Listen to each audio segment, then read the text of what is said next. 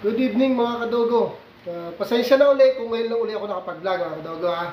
So, meron akong i-discuss sa inyo ngayon dahil munti ka na pong mategi yung ating pusa, si Nala. Hindi naman natin masisisi si Pickles dahil alam naman natin, buntis yung aso natin ngayon at nagsusungit talaga sila, even si Cotton.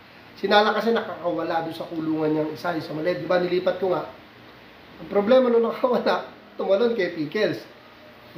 Kala niya kasi best friend pa rin sila. Kasi no, BFF naman talaga yung mga yan eh. Ang problema nga, dahil nga si Pickles is buntis, siyempre iba behavior. Buti na lang mga kadogo, nakita ko at hindi siya yung may finishing shot na tinatawag, yung kakagatin talaga na papatay. Pero 2 beses siya sinagpang eh. Malamang ko, nasaktan din si Nala. And thankful na lang din ako kay God dahil nakita ko, nandito ako sa baba nung nag-iingay na si Nala. Nilalapang na pala ni Pickles. Pero ayun, inobserbahan ko and chinek ko naman, wala naman damage. Siguro dahil din sa yung intent ni Pickles na saktan si Nala, lumalaban naman yung pusa. Hindi niya natira kagad dahil dumating naman ako kagad. Pero kagat-kagat na kanina mga kadogo. Pero okay lang, at least naagapan natin mga kadogo, no? Si Pickles nga pala mga kadogo, no? Update ko lang kayo. Ang laki na ng tiyan. I guess, ano ba, December 10 kasi, 2 months na siya. Noon sa December 10. So, ngayon 1 month na higit na. Ay hindi, magwa 1 month pa lang dahil November 8 pa lang sa 10, 1 month na siya. So, malaki na talaga yung tiyan at masungit na. Kaya napilitan na talaga ako. Honestly, napilitan lang ako. Yung po ang totoo, na ikulong na.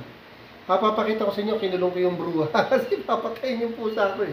Pero, both party ang sinisave natin. Si Nala, may mga kitten, at si Pickles. And even si Cotton. Kasi yung dalawa, si Pickles at si Cotton, nagbabangayan na talaga eh. Wala, no choice talaga ako. Hindi ako mahilig magkulong o magtali mga kadogo. Kahit masakit man sa akin, kung yun ang magiging way para maging safe sila, kinulong ko muna. Bisitahin natin si Pickles kung ano na ginagawa sa kanyang barracks. Tingnan natin mga kadogo. Ito mga kadogo. Nilakihan ko na ngayon. Wala na yung washing machine dyan. Ayan, painting nila. Ayun na po si Pickles. Ayun na si Pickles. Yan. Safe naman talaga sila pag kinulong natin mga kadogo. Ang problema, hindi lang talaga ako nagkukulong. Ito yung pusa. Nilagay natin dito. Sinala. Buhay pa. Ito si Pickles. Hindi ko po siya pinagalitan kanina kahit actual ko po nakikita nag-aaway at nilalapang yung pusa ko, no? Kasi hayop po yan. In nature talagang ganun sila. Kaya tayong mga handler, owner, siyempre, no-obserbahan natin ang mga galaw nila. So, kung ito sasaktan ko pa at magpapadala ko sa init ng ulo ko kanina, kawawa naman yung aso. Buntis to, siyempre, baka matakot or what. Saka walang reason para saktan natin. Pag natin sasaktan, yun ang nature nila. Remember, animal pa rin sila, di ba? So, ayan po. Yan, mas safe siya dyan, kaya lang nag-iingay. Yan, laki na ng tiyan yan, mga kadogo. Kaya, dyan ka na muna, ha? Yan, pinainom ko na ng vitamins. Uli, 2 vitamins yan, pati ni Cotton. So, yun, mga kadogo.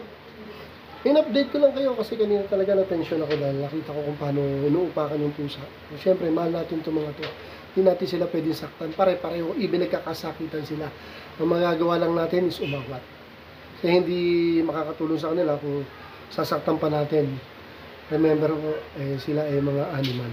Kaya tayo, ang purpose natin tayo mga handler at owner is give them love and care. And aalagaan natin lang through what? Yung mga ganyan. Siyempre, taga-awat lang tayo kung sakali magkaroon man sila ng away dahil mga hayop po sila, aso't pusa po sila. Okay? So, dito po muna mga kadogo. Till next time at i-update ko lagi kayo sa nangyayari. See you on my next vlog. God bless. Thank you for watching.